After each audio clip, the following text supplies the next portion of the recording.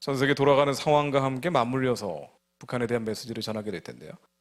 여기 계신 분들은 북한이든 세계가 돌아가는 정세든 들을 마음의 여력이 없는 분들이 많아요.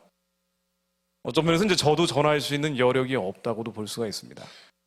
너무 많은 개인적인 문제들, 수많은 실패와 시행착오들, 또 해결해야 될 숙제들이 많기 때문에 내가 아니라 다른 누군가의 인생 혹은 거대한 담론들이죠.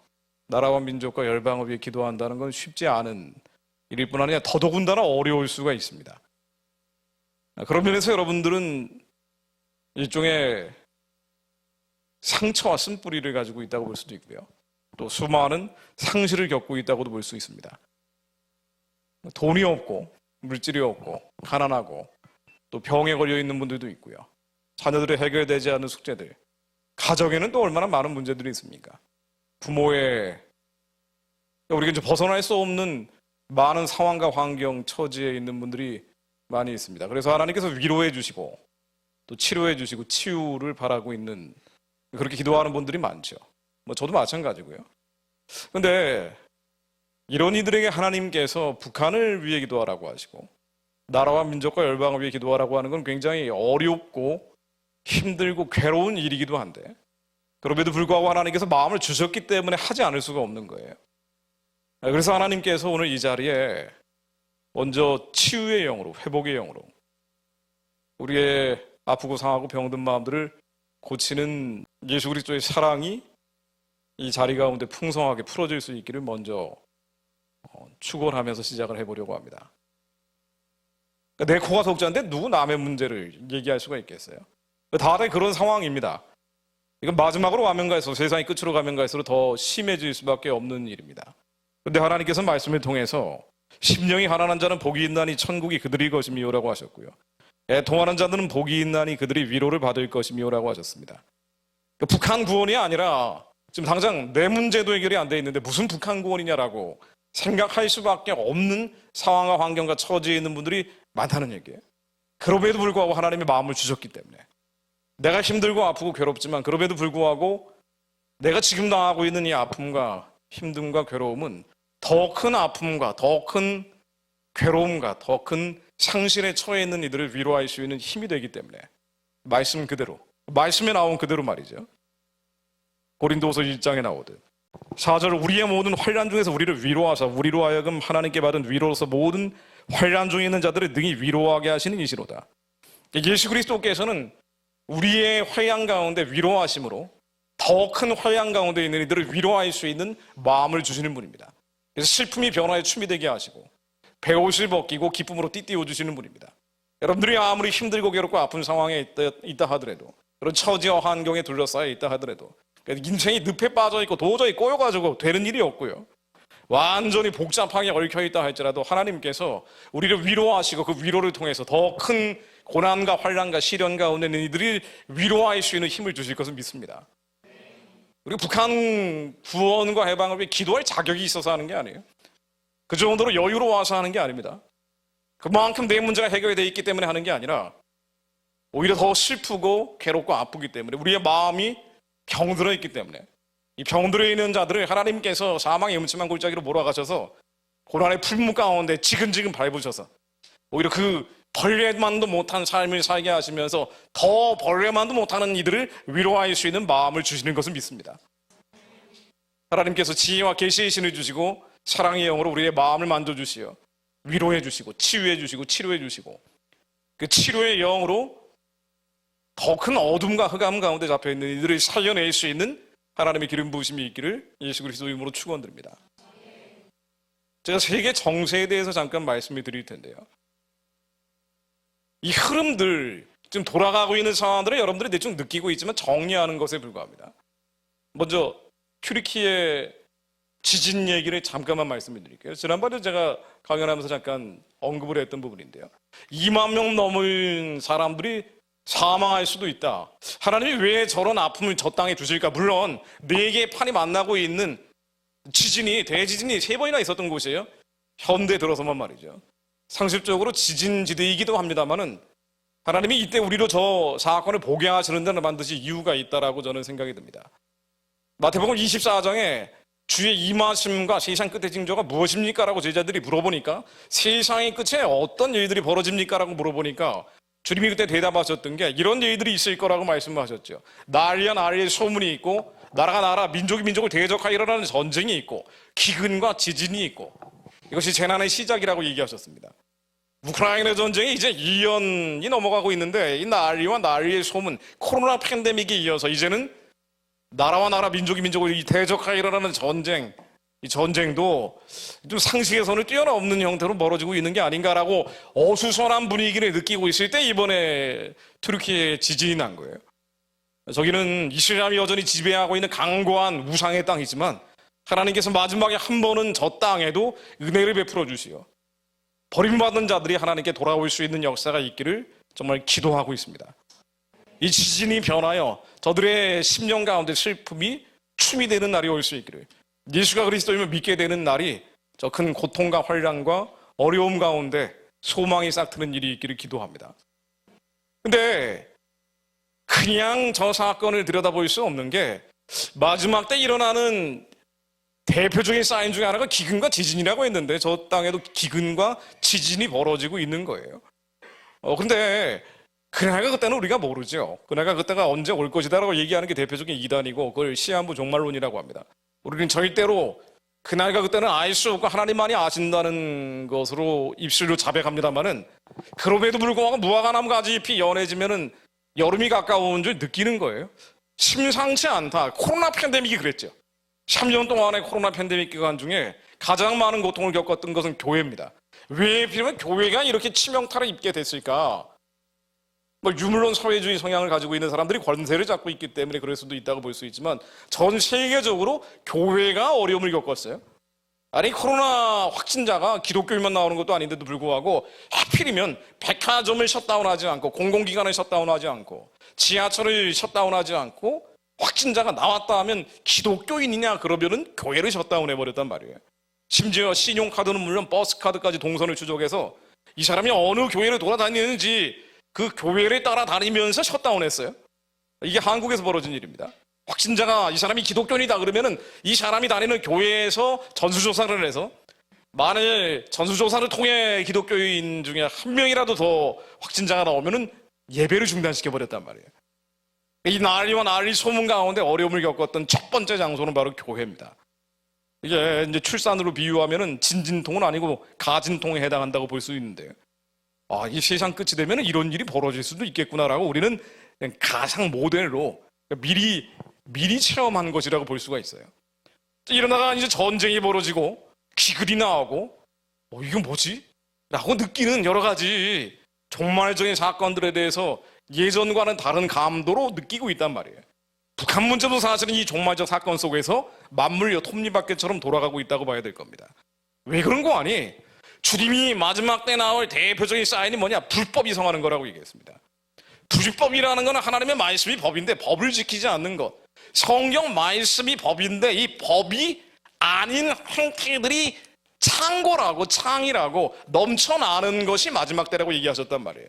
바로 지금이죠. 자, 그래서 제가 미국에서 벌어지고 있는 일들을 잠깐만 브리핑해 드리려고 합니다. 여러분들이 대충 아시는 내용인데 요약해서 정리해서 말씀드리는 거에 불과해요. 불법이 성하고 있습니다. 자, 그냥 북한 문제는요, 북한 문제만 따로 떨어져 있는 게 아니라 전 세계적인 불법이 성해지고 있는 때 북한 문제가 같이 톱니바퀴처럼 돌아가고 있습니다. 미국 한번 돌아가 보죠. 아니 원래 북한이나 중국은 한국의 골치 아픈 나라들이었어요. 원래 그랬다 치고 북한은 반국가단체 불법단체죠. 이런 거는 기본이고요. 우리에게 복음을 전해준 나라가 미국인데 복음을 전해줬던 미국마저도 불법, 하나님의 법을 어기는 일들이 만연해지고 있다는 거예요. 지난 12월에 결혼 존중 법안이라는 게 통과됐죠. 여러분들 잘 아시는 내용들일 텐데 이 결혼 존중 법안이라는 거는 동성 결혼 존중 법안이에요. 근데 여기에 민주당, 전통적으로 민주당이 동성 결혼에 대해서 이 동성애에 대해서 아주 적극적으로 지지하는 정당이었는데 공화당은 막고 있었단 말이에요. 근데 이제는 민주당도 공화당에서 이탈표가 나오면서 결혼 존중 법안을 통과시킨 겁니다. 공화당은 왜 이렇게 전능관이 저 결혼 존중 법안을 통과시키기 한 달 전에 중간 선거가 있었는데 중간 선거에서 별로 재미를 못 봤어요. 트럼프가 지지했던 공화당 후보들이 대거 낙선을 하면서 자체 반성을 했는데 이 반성을 한 게 엉뚱한 반성을 한 거죠. 우리가 왜 재미를 못 봤느냐? 공화당이 지금 세대를 잘 본받지 않기 때문이다. 바로 동성 결혼 같은 것을 반대하고 있기 때문에 그런다. 그래서 좀 적극적으로 나가보자. 동성애에 대해서 말이에요. 그래가지고 공화당에서 이탈표가 대거 나오면서 결혼 존중 법안이 통과된 거예요. 미국 전역에서 동성 결혼이 합법화되는 상황까지 간 겁니다. 하나님이 절대 하지 말라는 거 아니에요. 남자와 남자, 여자와 여자 교합하지 말라고 분명히 명령하셨는데 하나님의 말씀 이 법을 어기는 불법이 점점 창궐해지고 있는데 이게 이제 제가 이걸 잠깐 말씀드리려는 이유가요. 미국 좋다 이거죠. 미국만 그러면 괜찮은데 뭐 괜찮은 것도 아니지만 미국 뭐 너희들 하고 싶으면 하라 이거예요. 문제는 한국과 미국이 동맹국가예요. 그러니까 이게 미국만 하는 게 아니라 전 세계적으로 이것을 확산시키겠다는 게 미국 행정부의 원칙이라는 거예요. 이게 바이든 플랜이라는 겁니다. 대선 기간에 바이든 정부가 바이든 대선 캠프에서 만들어놨던 세계 전략이에요. 세계 전략.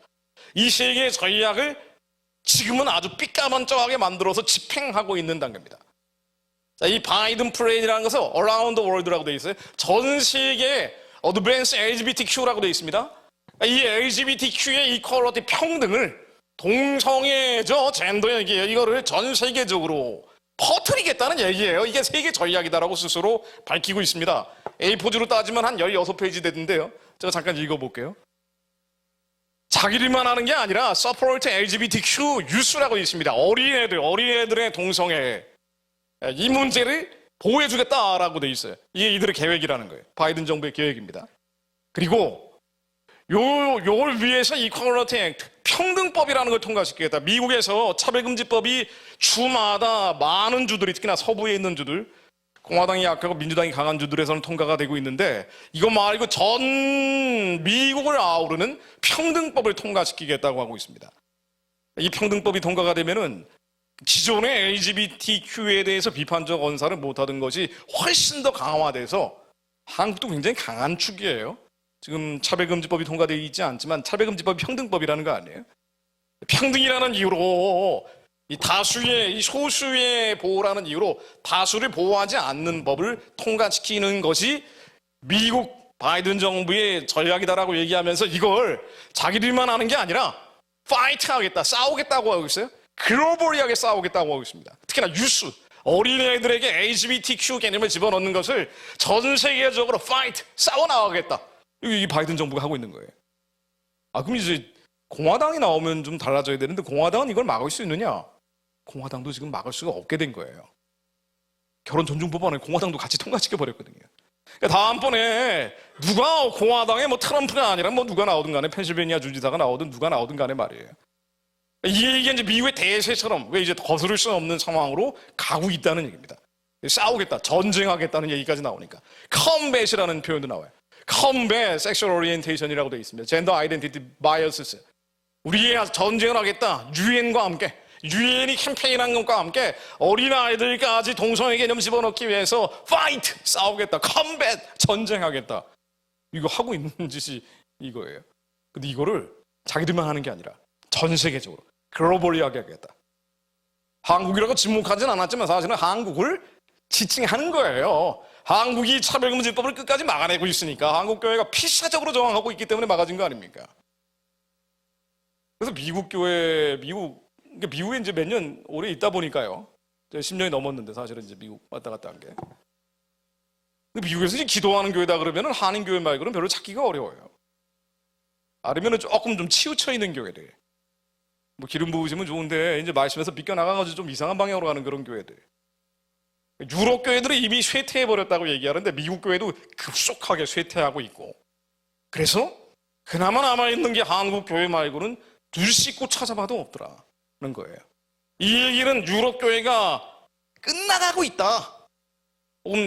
미국 교회도 마찬가지로 끝나가는 조짐이 보이고 있다. 뭐 이런 부정적인 평가를 하기 전에 그만큼 세계 교회가 침몰하고 있기 때문에 그만큼 한국 교회의 사명이 더 커지고 있다는 걸 의미합니다. 우리에게 하나님께서 주신 뭔가 민족적인 부르심, 국가적인 택하심, 콜링과 일렉션이 있겠구나라는 것을 느끼게 하는 대목들이에요. 자, 그러다가 이 바이든 프레임이라고 바이든 정부가 글로벌리하게 전 세계적으로 이런 거를 전하겠다라고, 아니 예전에 한국에 봄을 전해준 나라인데 지금은 LGBTQ 이퀄리티를 전하겠대요.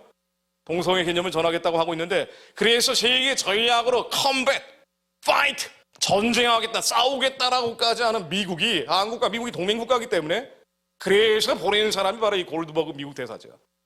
이 양반이 그쪽 계열 아니에요. 아시죠?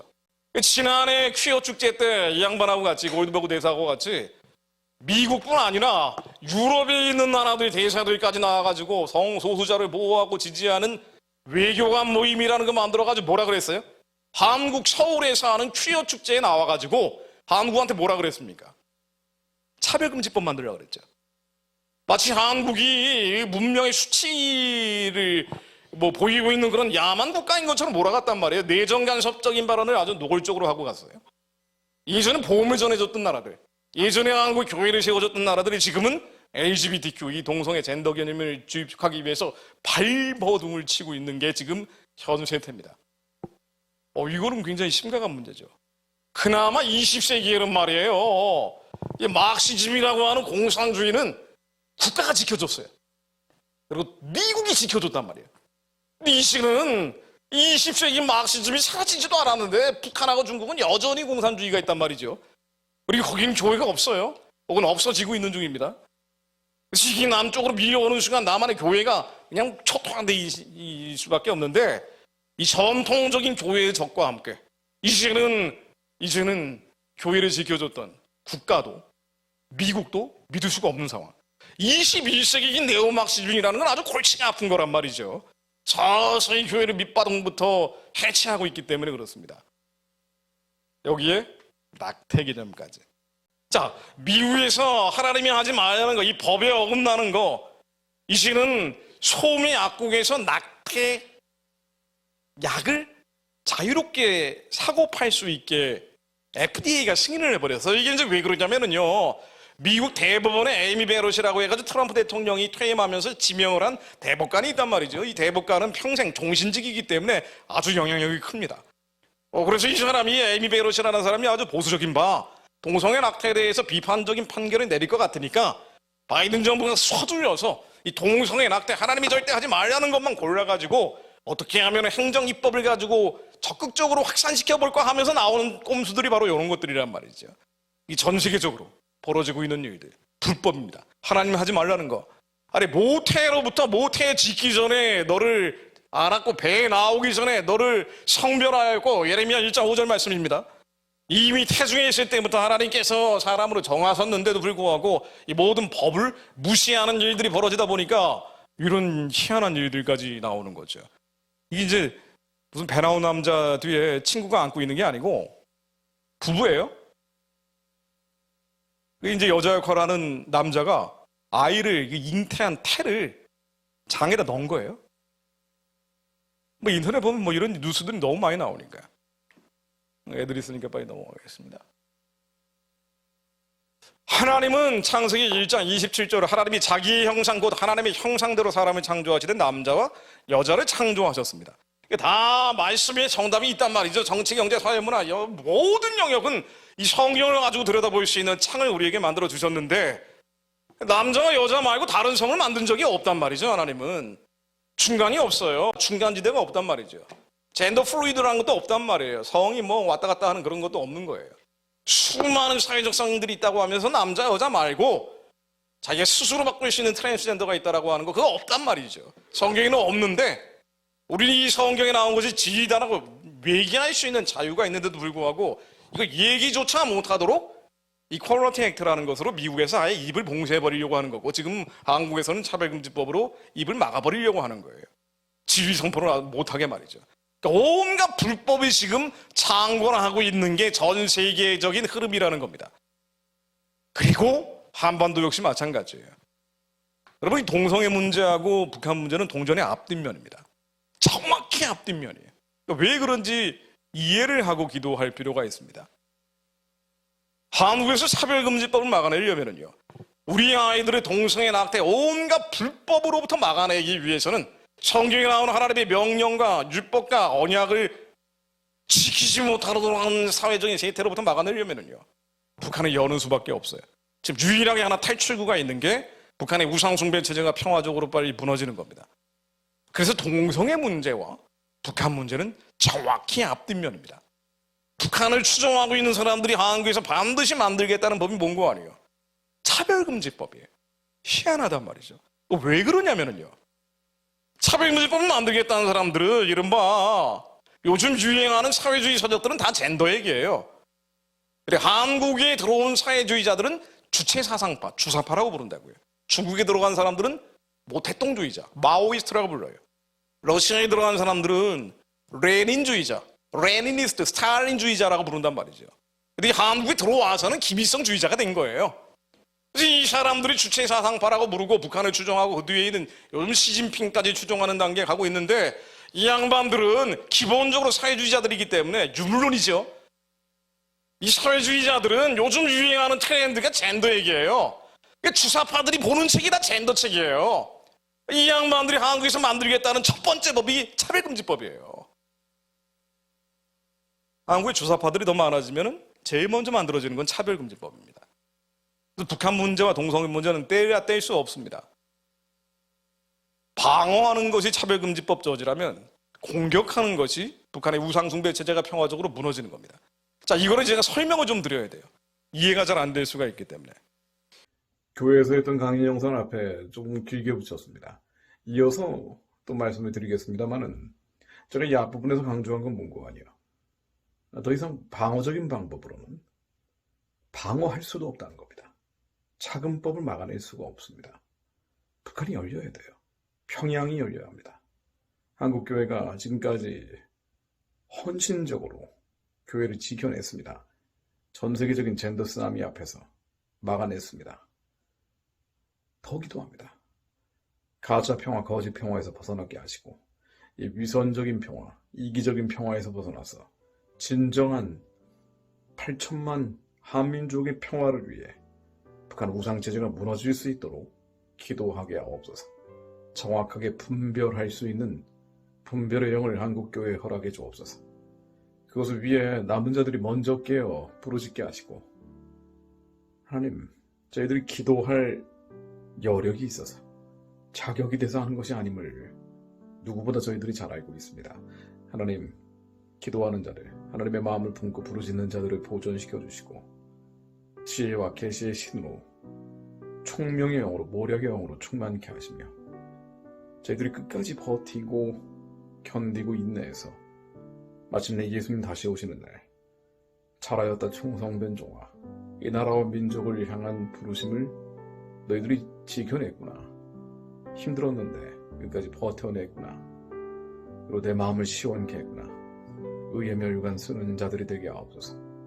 하나님, 계속 기도하겠습니다. 북한 우상체제가 평화적으로 속히 무너질 수 있도록. 그래서 우리의 자녀들의 전 세계적인 음란의 쓰나미에서 지켜낼 뿐 아니라 2천만 동족들을 살려내고 땅끝까지 주님께 영광 돌리는 거룩한 사명 감당할 수 있도록 주님, 저희들에게 기름 부어주옵소서. 길을 열어주옵소서. 그리 해주실 것을 믿습니다.